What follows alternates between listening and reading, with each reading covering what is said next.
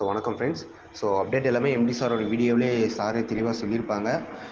நான் முழுக்க முழுக்க என்ன சொல்கிறேன்னா, கண்டிப்பாக இது எல்லாமே மக்களுடைய நலம் கருதி தான் ஒரு ஸ்டெப் எடுத்திருக்காரு.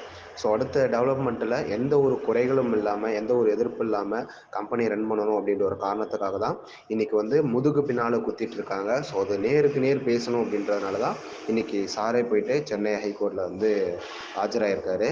அவருக்கு வந்து நீதிமன்ற காவல் கொடுத்துருக்காங்க. 19ஆம் தேதி கேஸை தள்ளி வச்சுருக்காங்க. அன்னைக்கு நீதிமன்றத்துக்கு வரும்.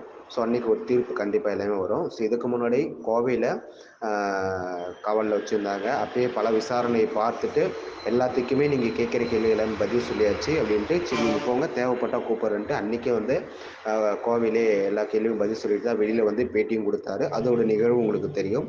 நான் முழுக்க முழுக்க என்ன சொல்கிறேன்னா, சார் சொன்ன மாதிரி வெயிட் பண்ணுங்கள். கண்டிப்பாக கம்பெனி அடுத்த டெவலப்மெண்ட்டுக்கு அடுத்தது எந்த ஒரு இடையூறும் இல்லாமல் ரன் பண்ணுறதுக்காக நிறைய கட்டமைப்போட கவர்மெண்ட்டை உத்தரவோட கரெக்டான ஒரு ரூல்ஸோட டெவலப் பண்ணுறது தான் இன்றைக்கி போயிட்டு நேரடியாக ஆஜராயிருக்காரு.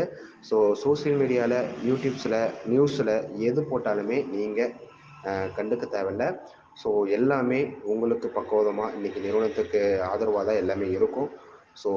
எல்லாருமே காத்திருங்கள். Thank you so much. எதை பற்றியும் யாரும் கவலைப்படாதீங்க.